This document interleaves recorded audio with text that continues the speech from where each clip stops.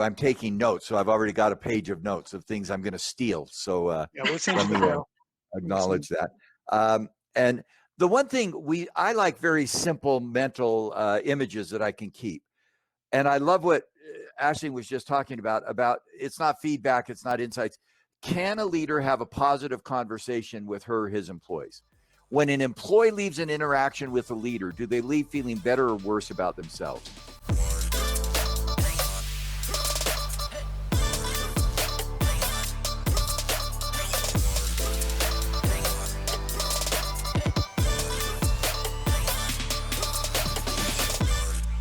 Hi. Hello. Hi. I don't know how to say your first name. I'm so embarrassed. No, you don't. It's Aisling.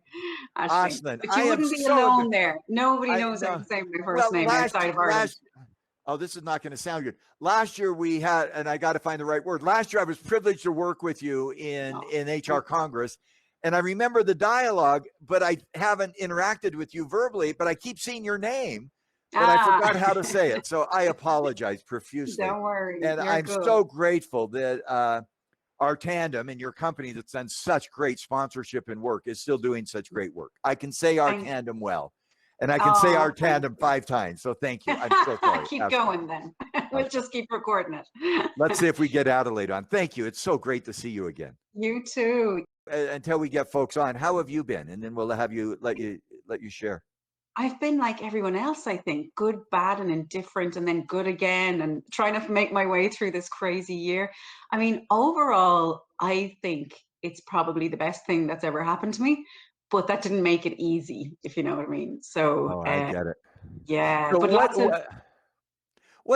what advice would you give yourself if you were standing on a balcony? Somebody uses that metaphor, talking to yourself. By the way, that would be a little schizophrenia, so be careful.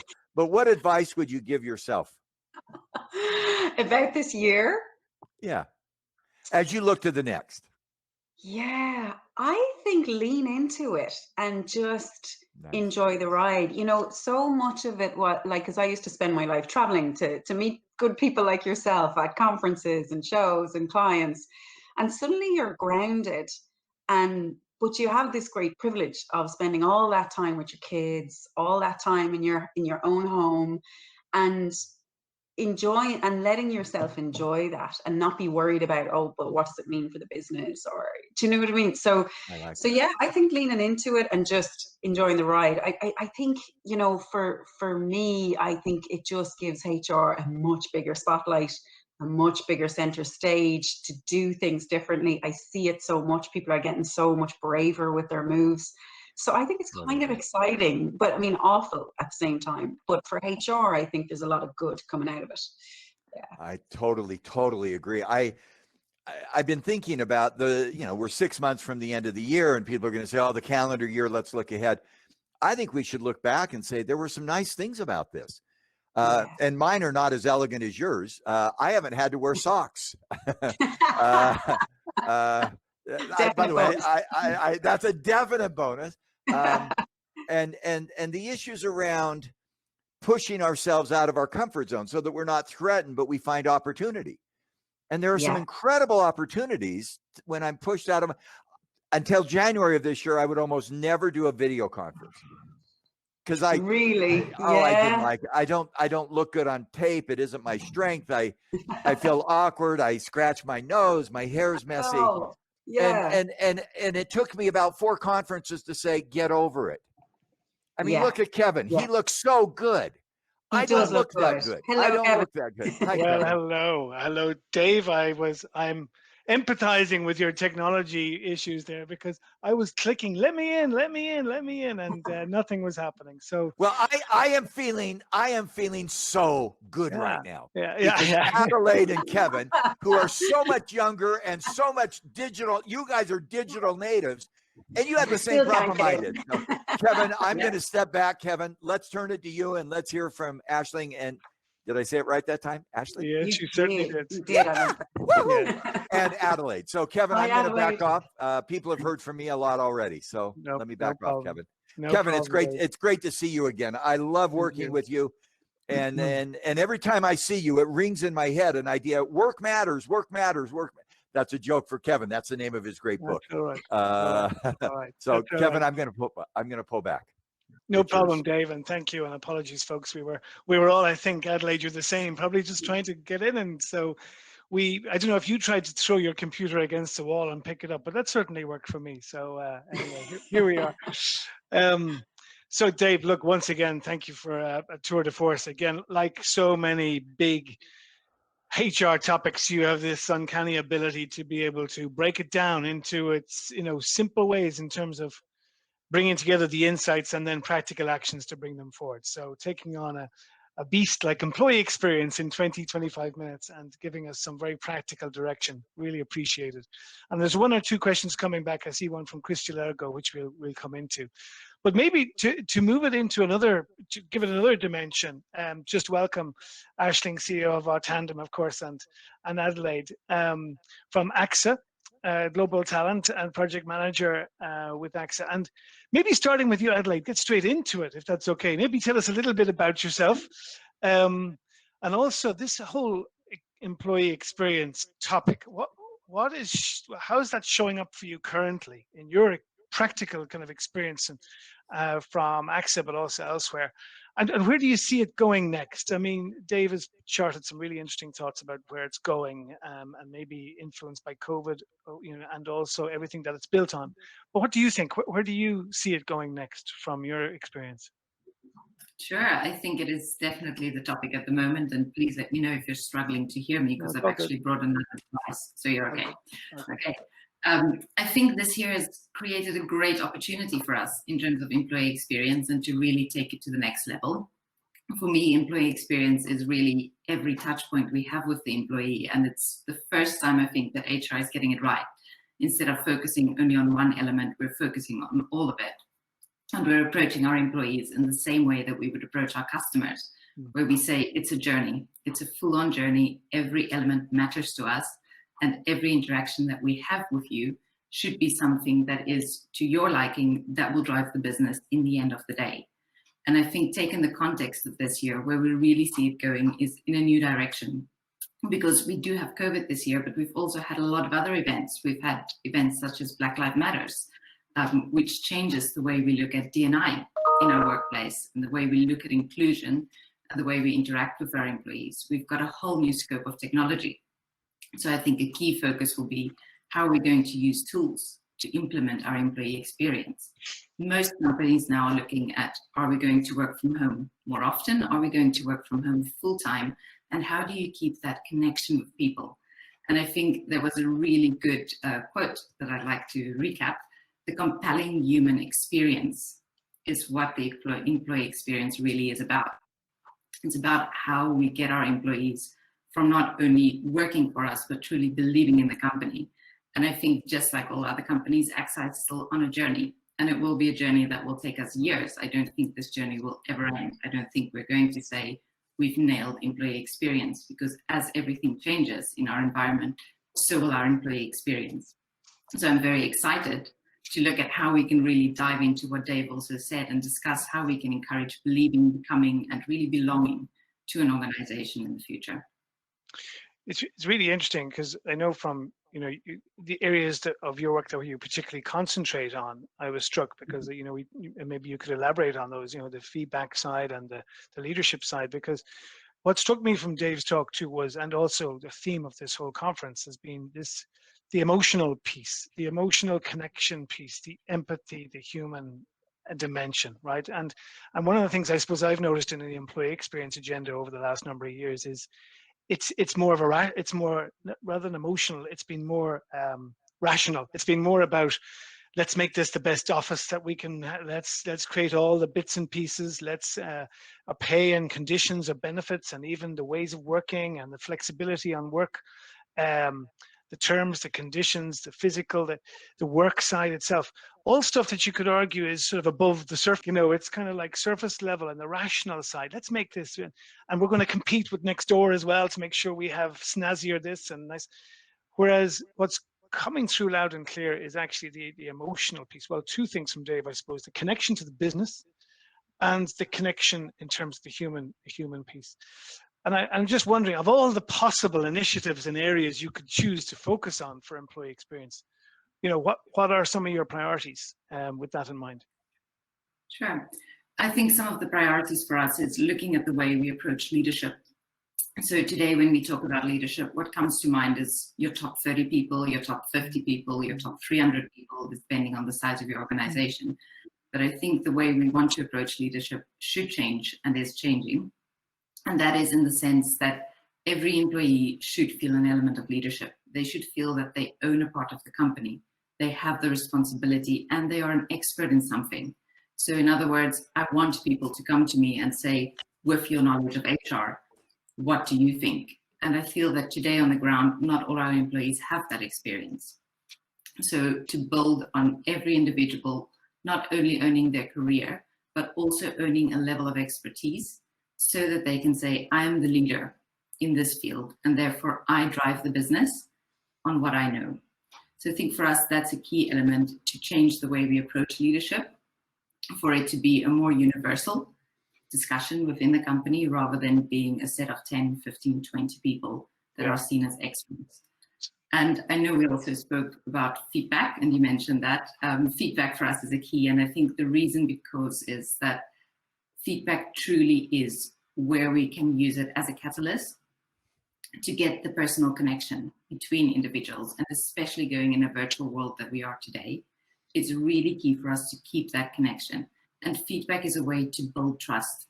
It's the best way for us to be able to start building a relationship where it's not just about, hi, how are you? How was your weekend? But it actually dives into work, and it dives into a continuous learning cycle where an employee can give feedback to the manager and therefore learn from them.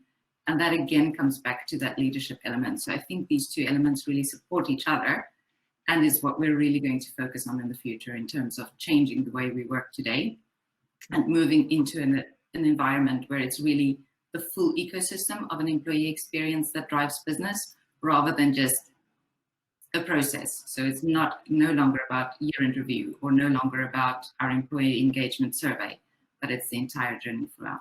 Yeah, I just was really struck by that there happened to be the two areas where you were picking, which were really going to serve that emotional connection piece, because it was, even though you've got how many tens of thousands of people around, you know, and we have to get processes right, and global processes, we have to get systems, we have to get the workplace okay. But actually you were focusing on the very pieces of talent development, and which were very much person to person type of priorities. Aisling, I turn to you. Maybe just the same question. I think people got a lovely introduction to you there from your impro discussion with Dave there. But anything else you'd like to mention on about your role or Tandem? But same idea, I guess, is just for everybody on the call to get the benefit of your experience as to how you're seeing the employee experience topic show up right now, and also where you see it kind of going, and what people are doing about it. Yeah. So I think in Tandem, what we've seen is a big shift this year, and we've changed even the way that we look at employee experience this year. You know, we started our life in a very different form, as you know, focusing on feedback. But then we took on a much broader remit, because we were like, well, in this world of dispersed teams, in this world where people have to be managed remotely, how do we manage them in that way? Because how do you have like a performance management conversation over Teams or Zoom, you know, and how can you check in with people and make that comfortable? And how do we get people to have experiences that they might have naturally had? Because in office spaces, you know, you have a lot of validation that comes to you indirectly. You know, even your boss smiling at you at a meeting, or, you know, having a quick chat in the coffee corner, you know you're okay, you know you're doing good, because, you know, otherwise he wouldn't have smiled so nicely at you, you know. Whereas now we have to almost artificially create these moments for people to have those relationships. So we've been helping clients to craft the employee experience end to end for their organization, but in a way that's unique to their culture. Because I think the danger is that we all decide, oh, you know, this is it, it's all CPM now, and everybody just needs to have check-ins monthly, and, performance discussions quarterly, and we start to create these cadences that are consistent for every single organization. I'm not convinced of that. I think that we need to be very clear about where an organization is and the maturity of that organization, and come up with a cadence and a structure that's really right for that culture. But we do have to create it, and of course we bring it to life through technology. But we really see, and particularly this year, it's been more evident than ever, that technology can drive an action in a way that employee experience maybe couldn't in the past. So give you a simple thing. One of the things we came up with this year for a subset of our clients was something really simple, like Feedback Fridays. And we would send a nudge to our client base going, hey, it's Friday, give someone on your team feedback, and created this lovely viral experience. But we noticed for the clients who didn't nudge, they didn't get the same usage in Tandem, so you kind of have to drive the action and create this artificial moment that people kind of engage and go, oh, okay, it's time to give feedback. And then you get the feel good factor of people, peers to peers, recognizing each other, people feeling that sense of community and belonging again, and really, appreciating each other, which you needed more this year than ever. So I think employee experience has moved on a lot, not just because people are embracing technology and so on, but because now we can measure every element of the employee experience and exactly what's happening. So I think in the past, as Adelaide referred to, a lot of people relied on engagement surveys as the only form of measuring, the experience. But now you can craft a whole experience and go, okay, we can, how often are managers checking in with their people, but not just how often, what's the quality of those check-ins? What are they talking about? What's coming out of that as a result? And what should we do in HR to help? What sort of growth and learning interventions do we need? So we see people doing 360s more and more, helping people grow and develop, because there's this massive surge and appetite for growth and development right now. So people are democratizing that 360 experience and bringing it down the line. So we can measure all these different areas of literally from the point that a person joins the company right through exactly measuring the experience that they have at every single point. And I think that's so powerful, because we're not sitting around waiting for a survey to tell us whether they're happy or not, or whether they're growing or not. We know already what's going on at any point. Because what I'm going to bring Dave back in a minute here, but one thing he was saying was that, in all of the, getting the positioning of employee experience right through that customer connection and the business connection, etc., then getting the emphasis right, the 3 Bs, it being a human thing and the emotional connection. But he also said about the importance, though, of having it, that it needs to be systemized as well. It needs to be deliberate and technology enabled. And it strikes me that that's something that you're obviously providing. But the other thing I'm struck by your approach to is you talk about shaping culture for an agile world. In other words, it's not just about the technology. The culture needs to be right for this. In other words, that the feedback, Dave talked about the growth mindset, for instance, that the feedback, it's in a trusting environment. In other words, feedback isn't part of some kind of like devious performance management agenda in the background, or that it's actually positively orientated, growth orientated, genuine, authentic, positively, like we have your back type of idea, rather than, oh, we're measuring you, and do you find that that's still a kind of a tension, or do you think maybe COVID might have helped us to move on from that, and that using technology for these moments that you talk about right through the day, do you think technology be trusted more as a place where I can share that information? Yeah, I think people definitely have embraced technology an awful lot more this year, and they're getting more and more comfortable with it, and they're allowing it to use it for good, so I think, feedback is no good unless we trust the intent behind it. Exactly. If we think this is going to be there to catch us out, or actually they're really kind of having a go, the backhanded compliments, then we don't trust it, right? But I think if we get into a culture and a habit of using technology to trigger us, and we frame it and we go, okay, we're looking for feedback on this specifically. And that's been a journey for us to learn as well, that, actually just asking people to give each other feedback isn't the answer, and it doesn't really help. But asking people to be very specific about feedback on what and for what purpose, then it really does help. And there's a great piece of research out from Tamara Chandler and Laura Grealish, and they talk a lot about how you need to be very clear about the context with people. So even something as simple as one-to-ones or check-ins, they talked about things like you need to split regular check-ins from performance check-ins, because the employees now need to feel safe. We are all suffering a certain element of professional isolation. We don't have that in-office validation that we had, so we don't know what's really going on. So we need to be very clear that we're here to talk about these things today. This is a regular check-in. We're here to connect as human beings, see how you are, see what kind of progress you're making, versus I'm here to talk to you about your performance. So I think this is one of the things that HR need to get kind of very deep into, which is let's craft the experience. What are we using feedback for? What are we using our one-to-ones and our check-ins for? And what kind of conversations are we having in performance management? Because we have to reshape these processes. What we did before doesn't work anymore. So when we reshape them, I think we have to give really strong tools to our managers so that they go in knowing what they're supposed to discuss, knowing what the agenda is, and the employees very clear about what's going on here as well, and is not waiting to be caught out or surprised. Yeah. And it's been framed in a growth orientation rather than a performance orientation. Exactly. Yeah. Dave, you've been very patient there. I'm going to turn to some of the questions on the chat. But do you want to kind of respond or circle back with Adelaide or Aisling on anything you heard there? Just yourself, I'm sure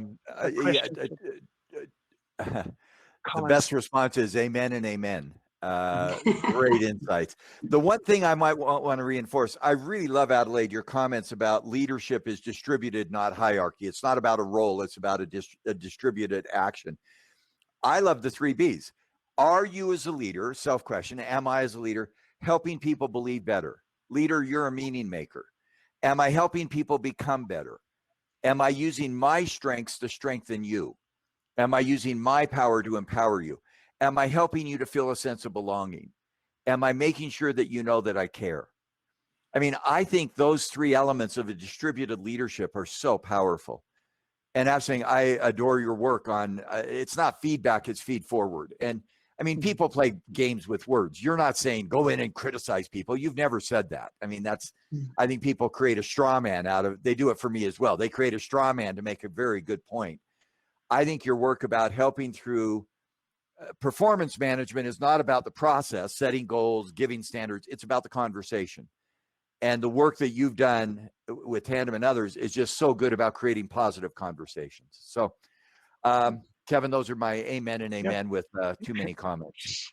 Great. Well, yeah, it would have helped the dynamic. It's helped the dynamic that you didn't, say that everything was rubbish there. So that's good. Thank you for that. But no, really good, because I just get to see that connection, your point about the human side, and then the areas of emphasis that Adelaide is talking about. And then from a technology provider point of view, Aisling's talking about how do you make the technology a safe, positive, growth-orientated place to go. So there's a real common golden thread, I think, around this. There's a couple of questions. One actually from Crystal Ergo, just kind of quizzing that point, Dave. Understand that a general employee experience must happen so that our customer satisfaction increases. But specifically on well-being, shouldn't we be caring, particularly about our employees' well-being? Because they're human beings, and just for that human connection, and then the customer experience will follow. So I suppose it's just looking for. Could I change one word? Yeah. Instead of saying employee well-being, say people well-being. And the minute I say we should care about people well-being, guess what? Our employees are people, and our customers are people. It's not either or. And so bridging the two. This isn't about employee well-being versus customer well-being. It's about people well-being. Our products and our services at AXA, our products and services at Tandem. Yeah, we want to create well-being with our customers. They're people. Wayne Brockbank taught me that this week. He said, Dave, everybody separates employees and customers. They're all people. How do we get people connecting with each other? And that creates, to the great question, a virtuous cycle. When we can see the value of A leading to B, and I don't know where you start with the people as customers or people as employees, and you see the connection, that creates a spiral that builds on itself. And we have loyalty. There are some folks I've worked with as a consultant, as an employee in some ways for them. They're now my friends. And there's actually somebody who set up this call who is now my friend. And I know that he considers me a friend. And if I were struggling, I would, again, technology enables relationships. I don't think it's technology or person to person. But if that friend were to send me that email at 3:00 this afternoon and say, Dave, I'm struggling with something, and I'll get emotional, I'd be back within an hour if I could. I mean, again, being realistic. But technology enables an access to relationships that we never had before. We've never had before. And it's so exciting to see that. And, you know, Adelaide, you might have noticed, I think it's a related point coming in from Claire. Hi, Claire.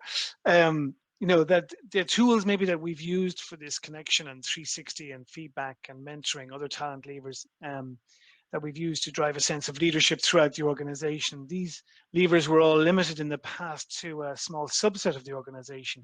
But how do we extend them to develop a feeling of belonging and connection right throughout the organization? And maybe it's, you know, systems like Tandem able to create that sort of democratized conversation rather than HR like top-down process. Now, you know, you only give the feedback if you've got the email and the link.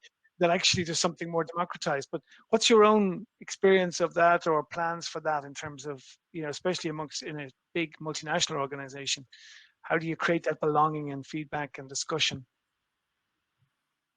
I think the first step where we started, and this is something that has gone really well, is to move away from leadership training, and especially in an online forum, being exclusively for leaders. I know when I joined organizations in the past, you had to be a certain level to access specific learning because that was reserved and kind of on an elite squad, which it isn't anymore today. And at AXA, it's available to everyone, for everyone at any time. And I think that's really changed the way we learn. And it's also created a feeling for employees that they have access to become greater leaders in the future. I think when it comes to tools like 360, which I believe is an amazing tool for employees to be able to get feedback, it is to look at a 360 that is applicable for every level of your organization, not necessarily focusing specifically on, let's say, more complex structures such as strategic thinking or recruiting the right people, but also really focusing on day-to-day activities that applies to everyone. So when we come to AXA, we've really focused on what we call our commitments, which is pretty much explaining our values and what we believe in a company and what we're striving to be as a company, and to incorporate them into an element such as a 360 rather than focusing only on traditional leadership skills, if I can call it that, to drive a 360 questionnaire. I think there is still work to be done in terms of making that technology available to everyone, especially in a company such as AXA, where you've got 60 countries, you've got different legislation, different complexities in each of the countries. And that is where employee experience does link back to processes and making those processes simple enough or available enough for the masses. And I think that is really something that's going to be a working point for us for many years to come. Given the current climate this year, I think we've made strides in terms of technology being available, and it's very impressive to see how quickly the world has adapted. And I do think that opens the door for us in future to use that technology on a larger scale across the board, because in the end, we do want a system that really supports an easy employee experience for that specific element. Yeah, no, I mean, so I see Magali there has also come in with a point about feedback, Aisling, that you might have seen in the chat. But maybe to close out on that, because it feels to me that feedback, feed forward, as beautifully said. I mean, I love that phrase. You know, the only performance you can impact is future performance. You know, you can learn. Yeah.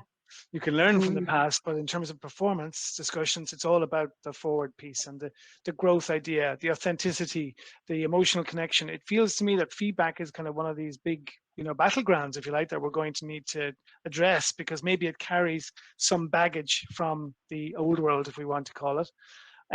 So maybe we've covered it enough, Aisling and Dave, but any final points you'd make about the future of feedback that we haven't made already? Because it feels like it's going to be an important one, because we know, don't we, as well, in terms of increased complexity and agility. One of the things in dealing with complexity, that there is lots of alternatives and options. So there's going to be conflict. There's going to be creative tension in solutions and business plans, etc., going forward.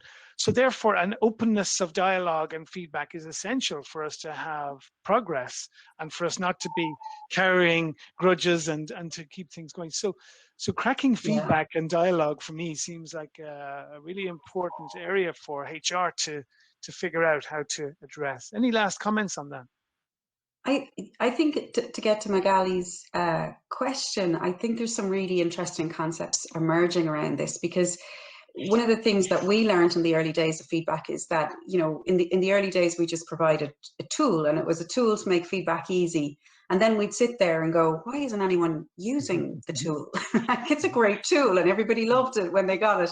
But what you have to drive is a trigger, you know, a trigger into getting people to use a tool and then reward them for that behavior. Because anytime you're trying to form a new habit around that, you need triggers and rewards. And it's all about how you frame feedback. You know, we were working with one client and they hated the word feedback. So, but they wanted people to get into the habit of requesting feedback from each other. Because sometimes when you request feedback, it's a bit easier, because now I've given you a license to give me feedback. But instead of saying, let's request feedback, they were like, let's ask for advice. You know, so simple things like you relabel the tool not to be feedback, you put advice. And so you can, you know, you can reframe, if the word feedback is a dirty word in your organization, you can reframe it. And there's lots of fun ideas kind of emerged about that. And there's some great books in and around this topic. But I do think that we have to create employee experiences that embrace feedback, because people are sitting behind a Teams call, they're not getting their usual validation. That we do need to create those channels. And it's not just feedback in its own right, it's different forms. It's how do we check in with our people? How do we make sure that they're doing okay? And that comes in every form of the employee experience. So it comes from feedback, it comes from check-ins, it comes from how we cascade goals, how we deliver team goals, how we manage performance, how we pulse survey. So this is the whole kind of gambit, and this is really what we double down on this year in Tandem, is providing that whole gambit in a very consistent way. But what we really have to think about is, how do we slice and dice that for the organization? Because that might be nice for head office to do monthly one-to-ones, but maybe it's not great for retail or for customer care. So maybe you need slightly different cadence and orchestration to your employee experience in different parts of the organization. And that's the beauty of tech, of course, that you can be flexible and create different experiences for different parts of your organization, and really segment the customer journey from an employee experience perspective. So there's some really nice work you can do on mapping out your employee journey and looking at the experience from different perspectives. I think Sandor has really added to your point there about language, saying from GE that they've started to use the term insights rather than feedback. So I'm giving you insights, or I'm giving you advice, but again, it's growth orientated. It's for the future. It's not about trying to criticize the past. Or Dave, any before we move slightly to the sort of last question, any other thoughts?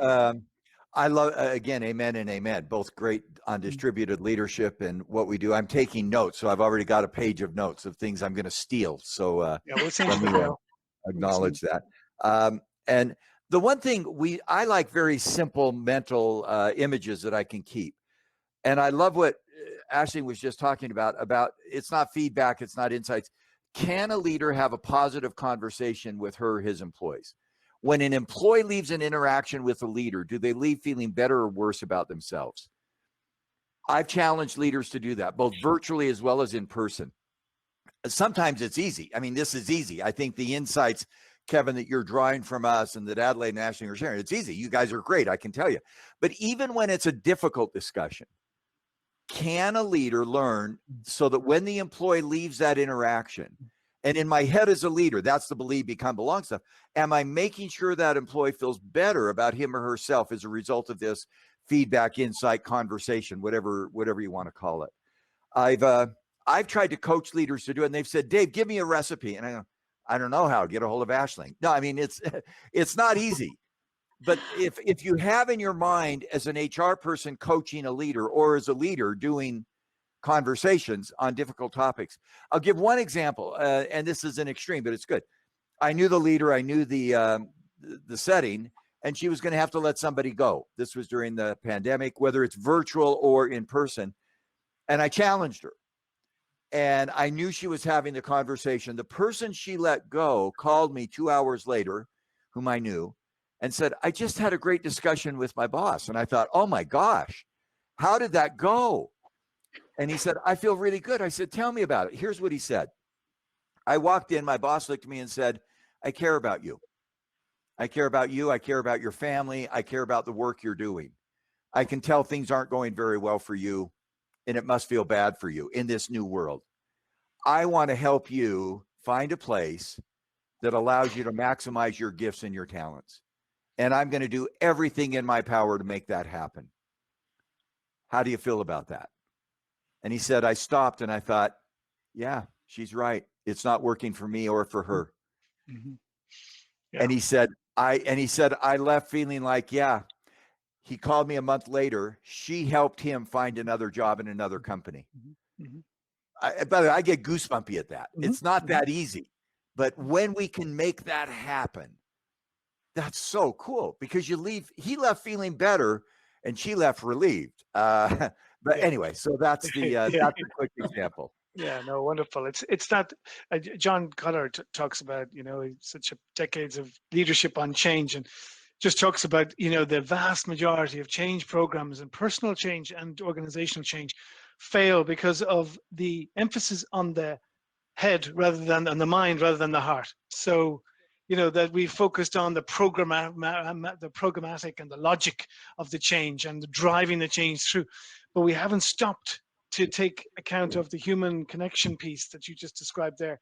And actually the extent to which change programs have succeeded, the data is compelling that it's when that time was taken to connect with individuals, to make sense of the change for them in their personal lives and why it would be of benefit, personal benefit to them, not benefit just for the company, but personal benefit for them and the growth. That's when you got the commitment, the purpose, the belonging, the belief, everything kind of just fell in. But it had to be. I'm going to be I won't be, don't ask me another question because I'll talk too much.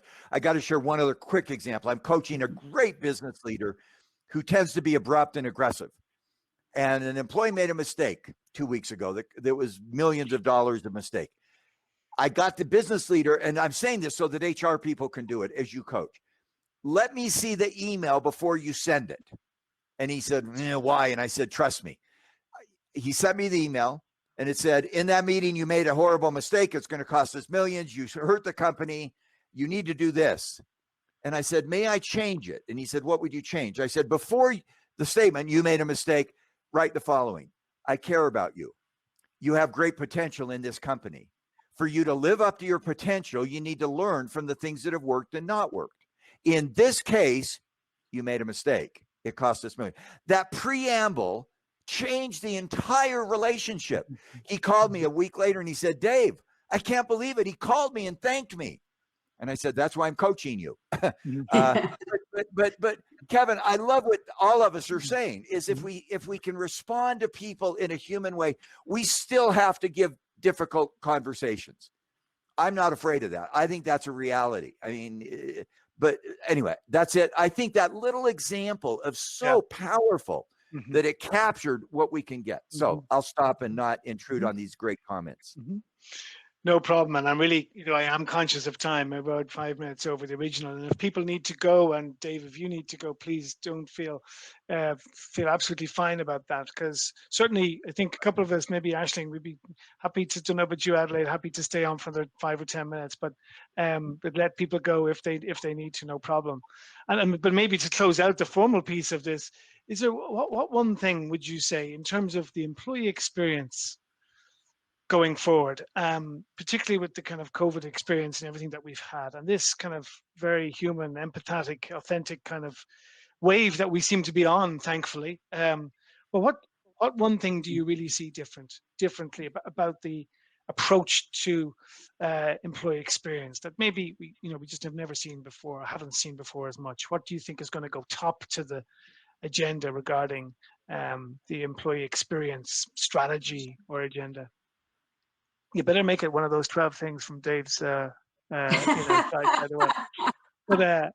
But no, what for you would be the compelling thing that you see is really going to be a big emphasis? I mean, you may have said it already, but just for people to take away the one thing. Aisling, do you want to go first, and then Adelaide? Yeah, sure. Yeah. I think it's end to end. I think it's the way we manage people.